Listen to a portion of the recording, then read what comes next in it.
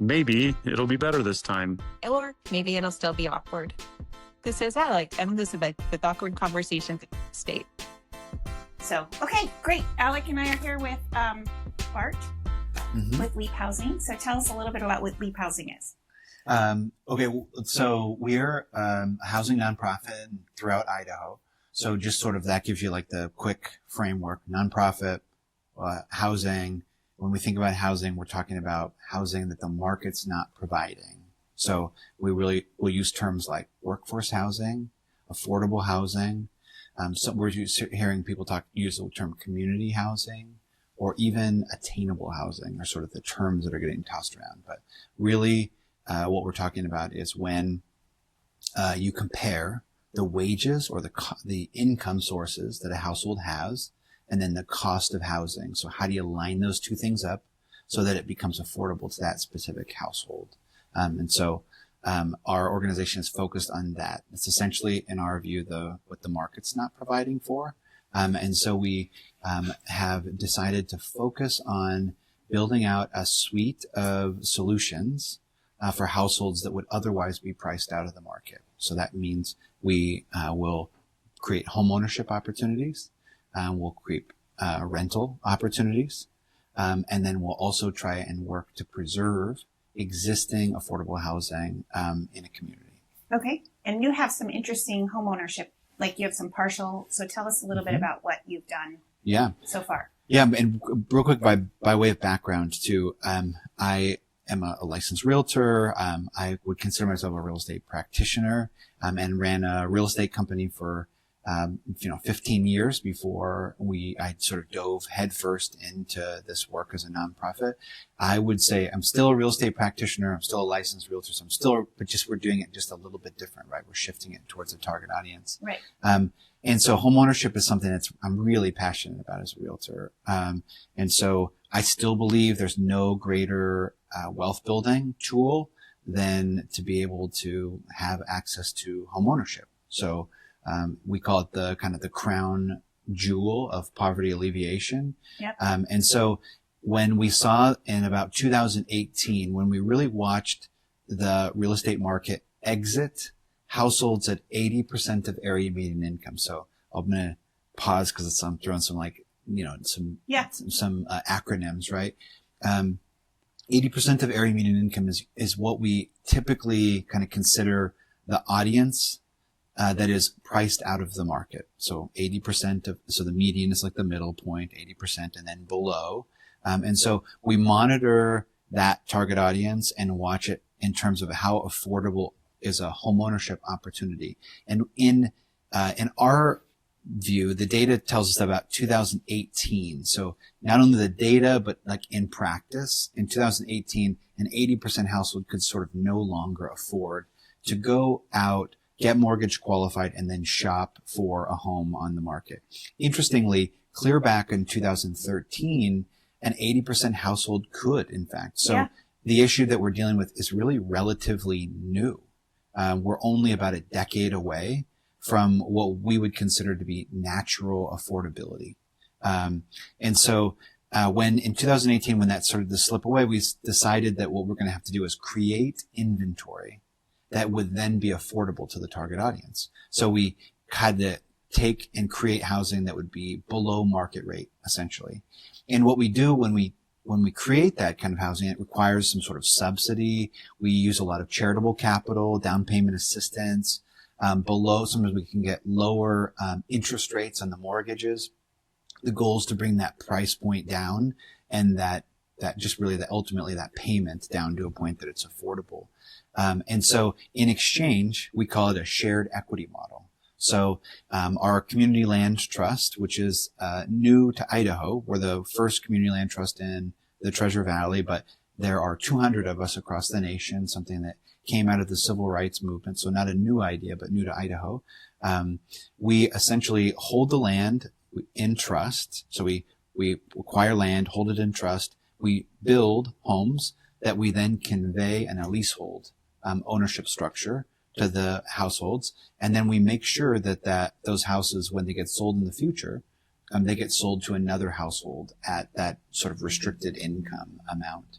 And so there's a little bit of a cap of appreciation, but it allows someone who would otherwise be priced out of the market to get into the game, to start creating wealth through both appreciation, principal pay down, the fact that they've got a fixed monthly payment, all of those benefits. So they get to write off their mortgage interest, things like that. They get that sort of bundle of value of being a homeowner. But we make sure that when we subsidize or we, fund a project like this one time, we just make sure that it stays affordable forever. So is there a cap to the appreciation? If I were to buy one of those homes, I would not get the land. I would just have the home. Mm-hmm. And then when I went to sell it, I would get some of the appreciation, but not all of it, because some of it goes back into the trust. What we do is we actually use it to price the future sale. So all we're really doing is saying, let's say, for example, you purchase a home in the trust for $200,000. We will set the appreciation amount. Right now, it's somewhere between 1.5% and 3%. It depends upon the market that we're building this housing in, believe it or not. And so let's assume it was 1.5%. You can imagine, we'll just do quick math, 1.5% at 200,000. That'd be a $3,000 in appreciation a household would get on an annual basis. And when we sell it, we know that the value is going to be significantly more than the future sale price, but we use that appreciation to determine the future sales price. So if somebody sold it in, we'll do easy math, right? If we do 1.5% at 200,000 over 10 years, that makes 30,000. Future sales price would be 230,000, regardless of what it's worth. So if it's worth $500,000, future sales price is still 230. And the reason why we do that is we're tracking wages with housing appreciation, because we got into this kind of trouble is that wages didn't go up nearly as fast as housing prices did. So it got out of balance. So if we can take and appreciate homes at the same rate that wages are appreciating, then we know when somebody goes to sell in year 10, for example, they're going to be able to sell it to the same target income market. And then they can take the 30,000, but do they have costs involved? Because it costs money to sell a house. So how does that take out of their profit? Yeah, that part of it is protected. So the appreciation component of it is really what we call their fair return on investment.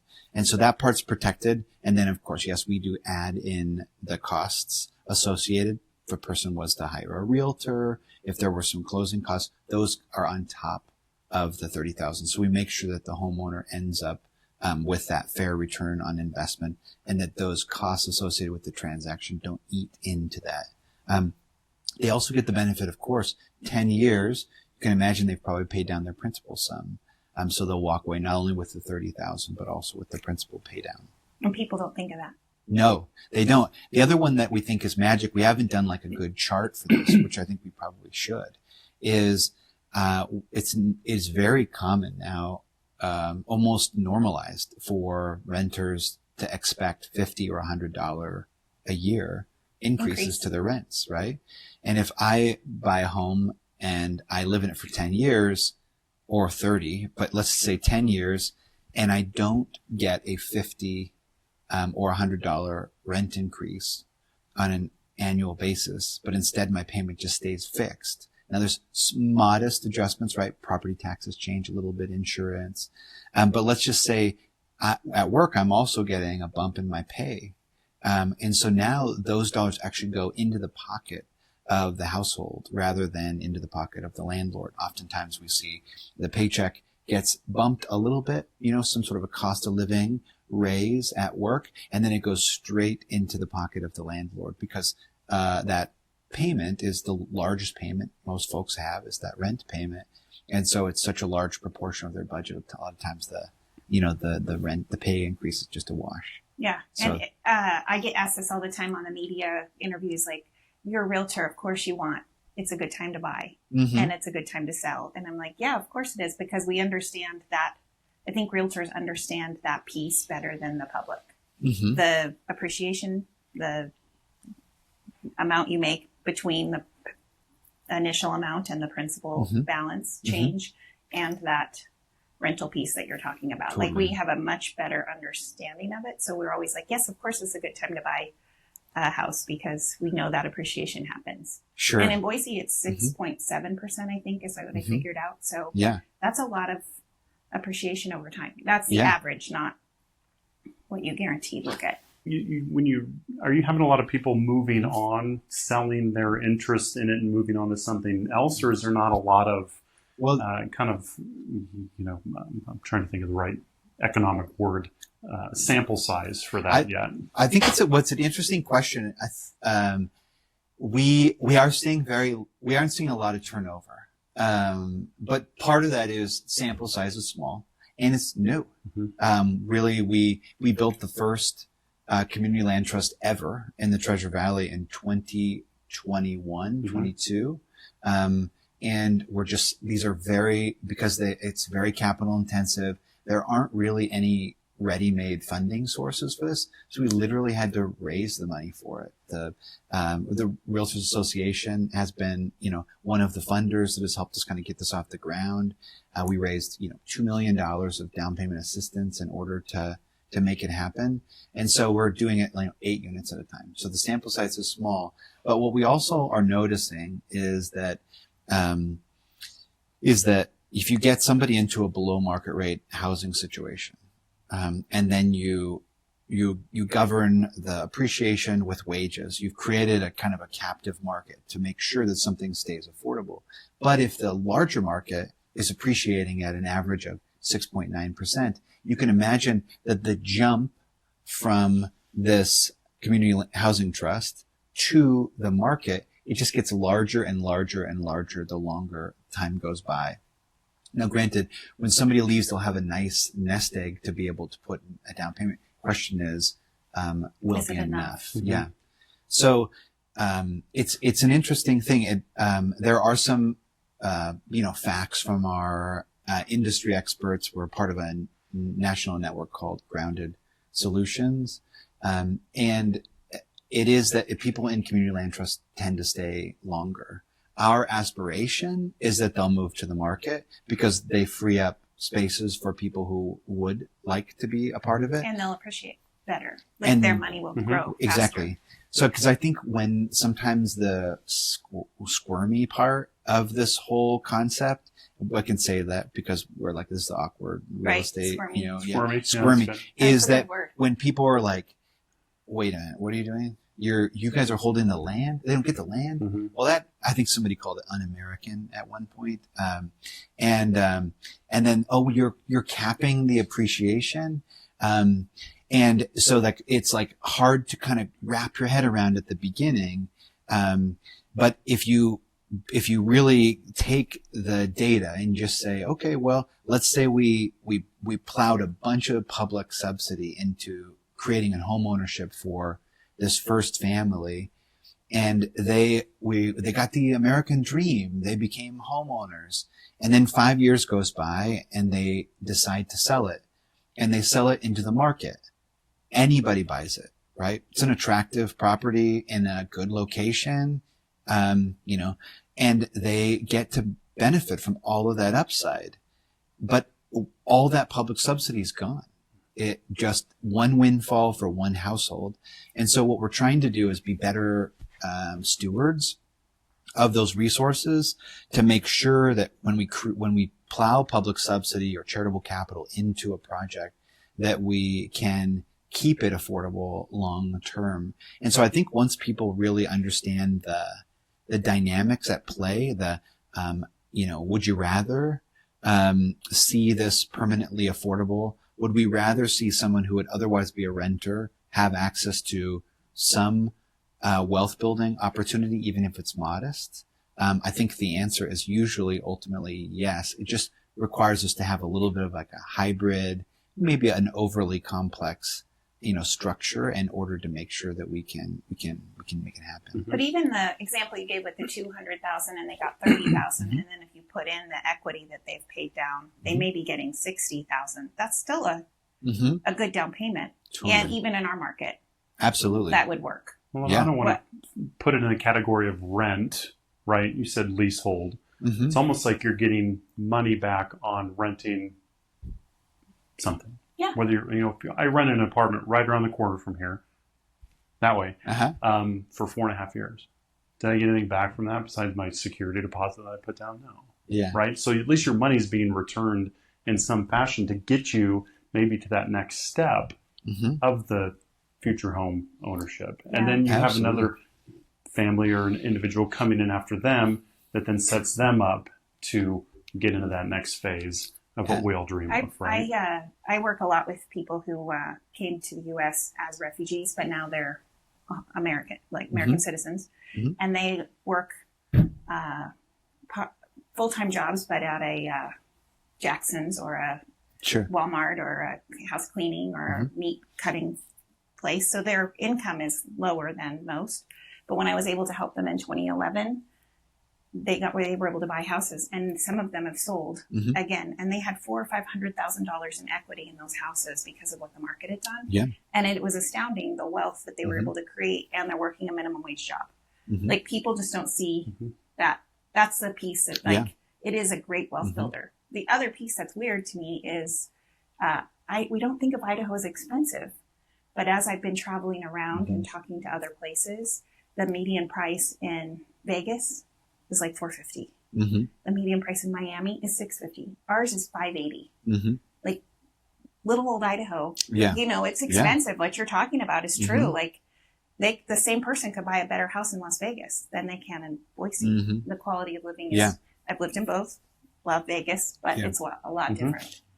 Yeah. So, well, here's a really interesting sort of spin on all that, because we would say, I would argue that Idaho is the most unaffordable place, and the reason, and we're using 2 data points. So that's a very controversial statement because no realtor ever wants to say that the place that you sell real estate in is unaffordable. But when we look at nationally, when we look at the wages that a person can earn in the community versus the cost of housing, we are disproportionately unaffordable from that perspective. So other communities might have higher housing costs, but they have a higher capacity of earning. And so sometimes those are in proportion. And so that's why, we see a few squeaky articles pop out here and there, mentioning that, I don't know about the Idaho market. And that is the dynamic. And so I would say, arguably, that Idaho can go toe to toe with any other state in the nation as one of the most unaffordable places if you compare those 2 data points together. Somebody would say 580, that's not that expensive. San Francisco is a lot higher than that. But those dynamics. But then if you take the next step, because I'm an Idaho kid, I grew up in Sandpoint, North Idaho. I went to school at Moscow. I came to the big city of Boise for my first job. I didn't have contacts for other states. And so when we started to run into these problems, we said, well, what are other states doing? Like, why is it so difficult for us to create solutions? There must be good ideas in other places. Like, we don't think we have to invent everything. And so, we learned that Idaho was, here's the really awkward conversation. One of only 3 states in the nation with no state funding to produce this type of housing. What we would call, just call it produce below market rate housing. And so that puts us in this category that sometimes is a little, familiar. We're that bottom 3, on a couple of other charts. Usually it's about funding, towards something. But, what we know is that the states surrounding us, or states nationwide, are dealing with the same problems that we have. Let's say that some of our, reasoning for housing prices going up has to do with pressure on a limited amount of supply. People moving in. They found out that Idaho's a really great place to live. That's a reason, for housing prices to go up. But Montana's got the same experience. People discovered Montana and said, wow, there's a lot of outdoors here. This is really beautiful. We want to live here too. The difference is, and I've got this data, we've been doing some research to figure this out because we want to be able to not just say it's better somewhere else. But we want the data to be able to point to it. But in Idaho, we have $11.81 per capita to produce below market rate housing. So that would be really essentially just federal funding. So in other states, usually it's federal and state. So as comparison, state of Montana has $211 per capita to produce below market housing. And so what we'd say is we would argue that maybe we're one of the most unaffordable places when you compare those two data points, but also we may have the least resources to be able to solve for it as well. And then our neighbors, I'm just going to use neighboring states, are just running laps around us in terms of the resources to produce their way out of it. Because as you know, this is really just a supply and demand issue. If our issue is too much demand on a limited amount of supply pushes price up, right? That seems pretty simple.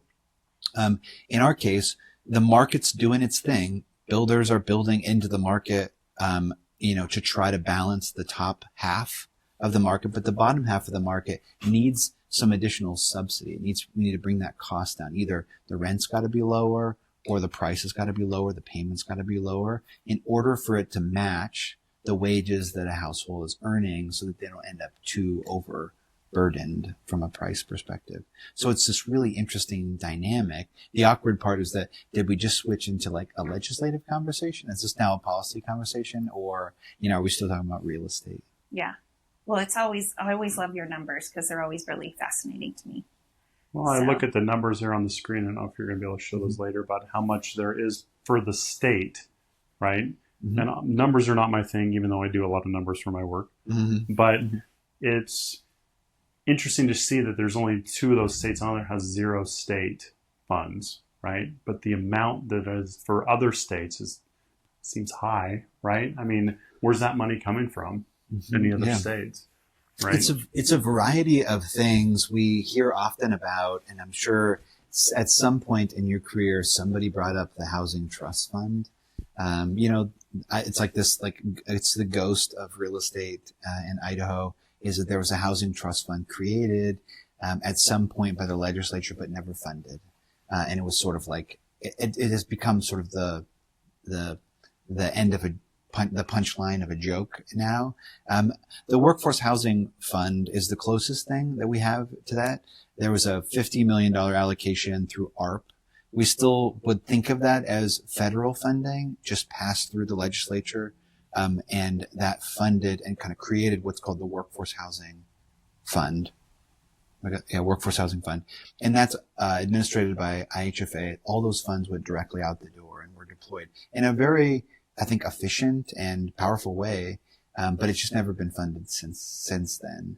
And so what we see most often is that in other states, there's some sort of a repeatable source of funding. Sometimes it comes from, some sort of like transaction fees. Sometimes we see it come from an annual just state allocation of funding.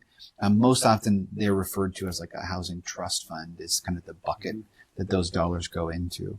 So, admittedly, I don't want to make, I don't want to give like too easy of a pass, but what we're dealing with is something that's relatively new. Mm-hmm. And so more and more we're beginning to figure out how do we communicate this in a way that is solution oriented to the legislature, who may largely not be real estate people. Yeah. They're representing large swaths of rural Idaho. So you have a wide variety of occupations and experience and even interests. So figuring out how do we communicate it in a way that it's something tangible that they can do with something we're hoping. And the legislature appointed a committee this last year, and the committee has been studying this issue. So there's been 3 meetings so far around the state, and they essentially hear presentations and testimony.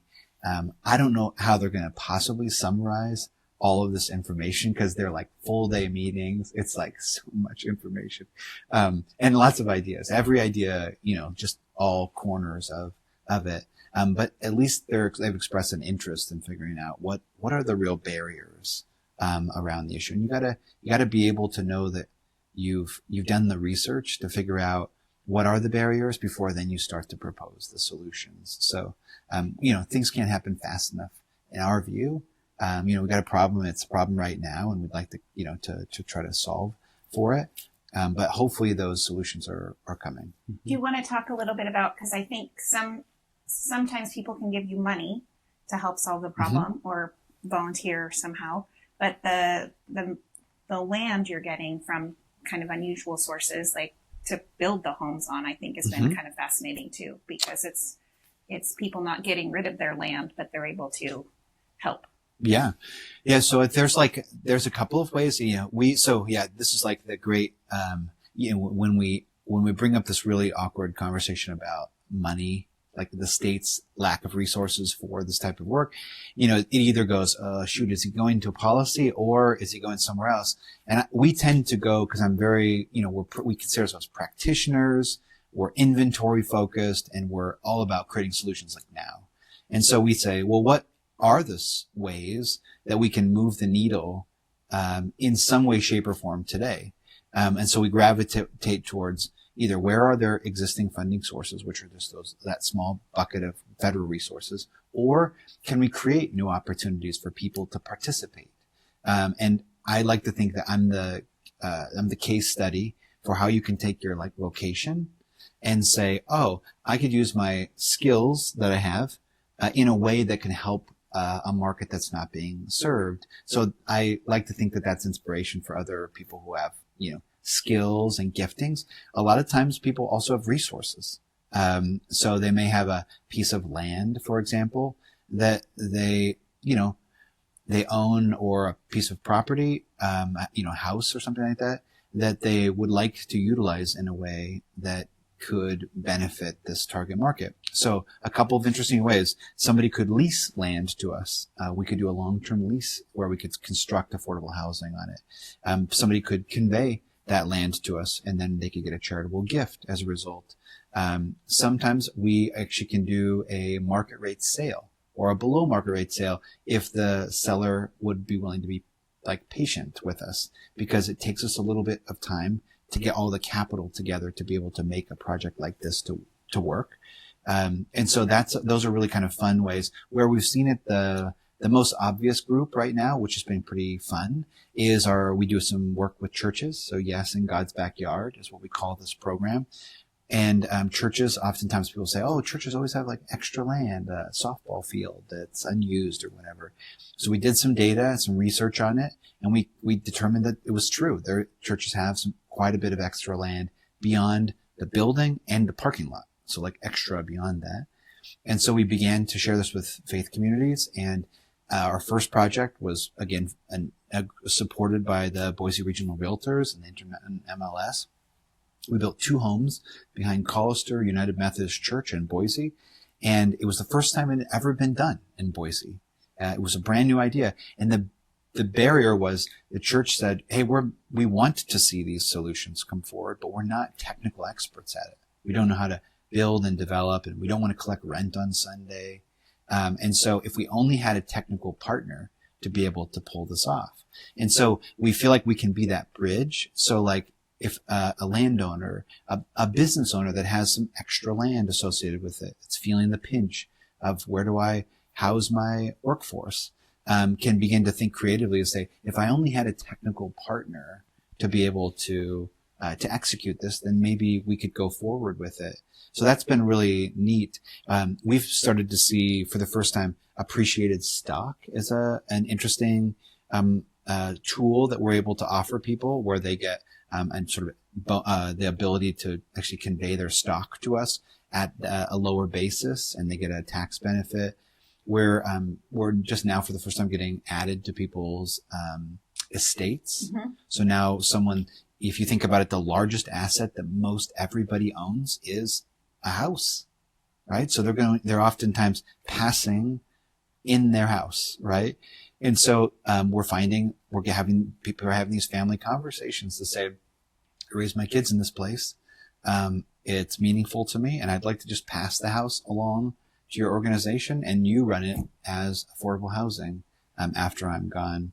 And so we're seeing these really neat ways that, despite a lack of state funding, there's other sort of pathways for people to be able to play a role. Of course, charitable capital. And then one of the most interesting, newest ones is LEAP in the last 3 weeks ago, officially became a CDFI, Community Development Finance Institution. So we're now a nonprofit kind of finance institution under the U.S. Treasury, and that allows us to have a social impact vehicle.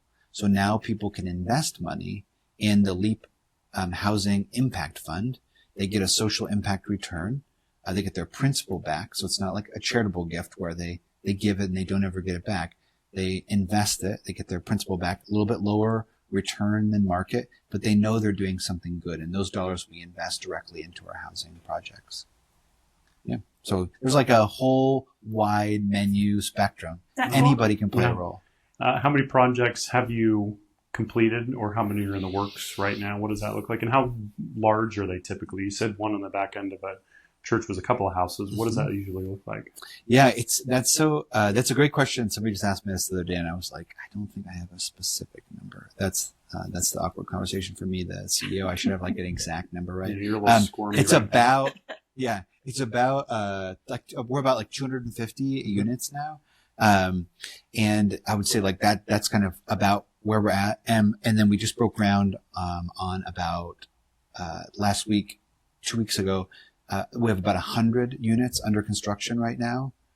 So those will come into our portfolio it takes about, 12 months, those projects will. And then we're under contract, to acquire some existing projects. And so like by the end of the year, we should, be getting close to 400 would be my guess. Projects range in size. And I think that some of these like weird things about starting this work, I think like the name of your podcast just gives me so much freedom by saying that's awkward. But like, there's these things we, like when we started, we're like, oh, we're going to use federal funding. Run, don't do that. It's so hard. There's strings attached.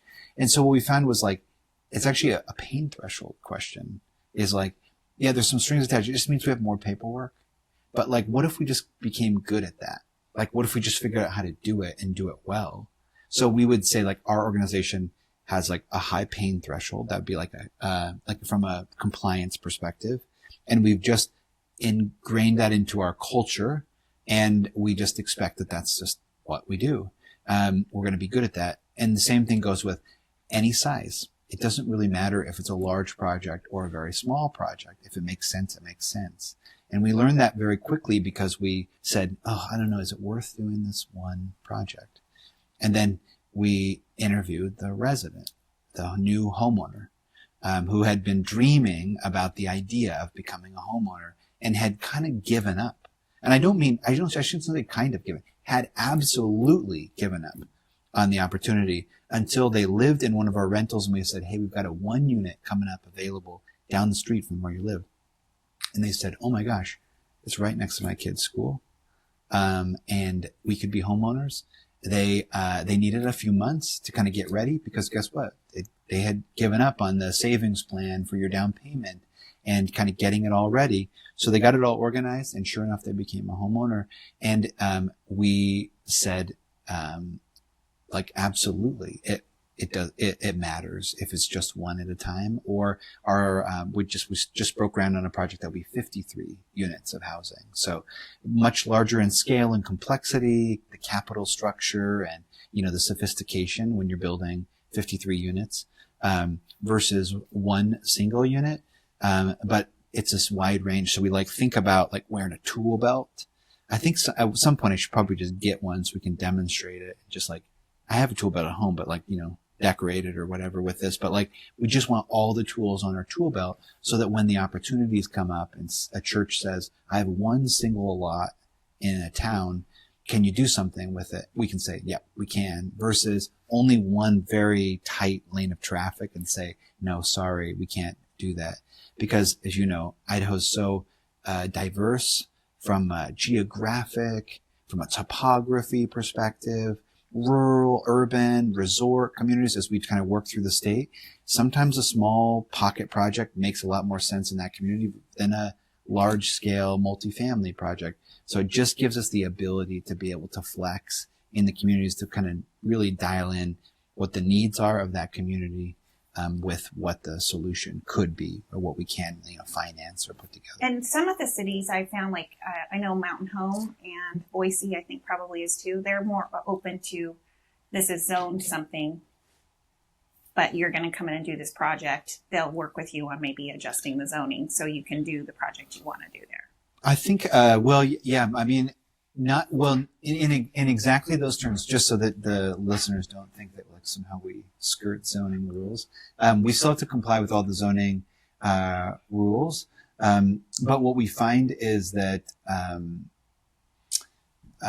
in communities that really want us there, that would be like our number one characteristic for, if we're going to come build below market rate housing in your community, we want to make sure that you want us there.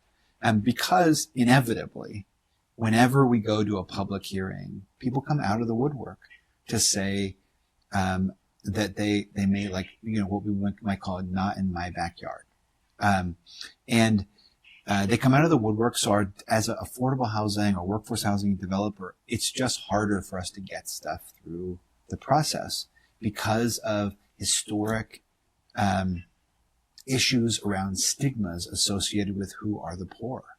And so as a result, we do the best we can to do outreach and education, but inevitably sometimes people just don't like change, and they'll, and then not only the change, but with the uncertainty of maybe who they believe might be living there or, their kind of stigmas associated.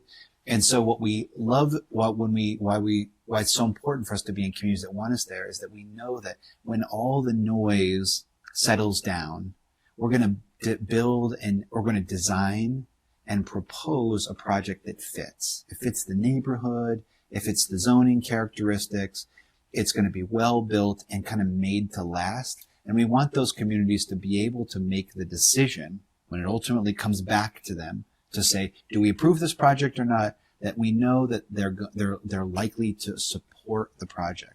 Not just because they support us as a nonprofit, but that they know that we're going to build something of quality that's going to be fitting with the neighborhood and is going to sort of successfully integrate. So they can kind of hear through the noise, the fact that this is a really important thing. So do you teach, I know sometimes homeownership, if you've never had homeownership before, they're a first time homeowner in their family for generations. Yeah. They don't always understand that you have to paint and mow the lawn and, some of those things that make a house look pretty from the outside. Yeah. Do you do those courts of education with your people who purchase, or do you go in and help protect, because you're going to want to sell the asset again later? So are you going in and helping with that sort of education? Yeah, I think that's and I didn't know the answer to this, so he's probably like, what are you asking me? No, it's great. No, it's what's so interesting is, so you absolutely, when, of all home buyers in our community land trust will take, education program before they start. And so before they close, we will use a variety of education providers. Most, like we might, NeighborWorks Boise has an education program. But also, so does IHFA. We find that, a lot of the folks that we work with are working hard, have really busy lives. And so the IHFA program allows them to do an online program that is pretty helpful. Is that the Finally Home? Yeah. But we also recognize it's Finally Home. Yeah. What we also recognize though is it's a lot of information in a short amount of time. Yep. Right. And so it's become very clear to us. And what's neat is 2 of our board members are homeowners in the community land trust. So our goal is to align our board, the decision makers for this organization, my bosses, with the population we're serving. So we're getting great feedback from them to say like, oh, if you could, like an example is, could you have given us like a binder, that had a list of all the vendors that we might need to call? Because, somebody needed a sprinkler. And I didn't, if you've had sprinklers your whole life and you've maintained them yourself, you can figure out a lot of it. Yeah. But if you've never been in charge of like setting a timer, it's actually kind of complicated. The manual, you're like, what in the world is like this? This box. Exactly. Yeah. And And so we've realized that there's these immediate follow-ups that are really important to us. There's reminders like, hey, fall's coming. This is when you might clean your gutters out, for example. You might winterize your sprinklers.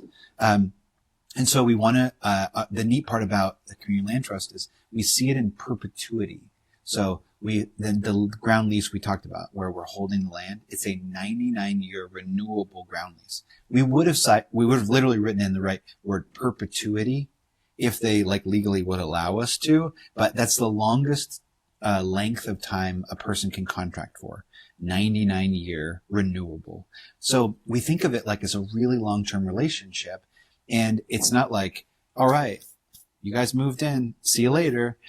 We have this ongoing relationship, and we have a barometer, so to speak, to be able to track the health of the household.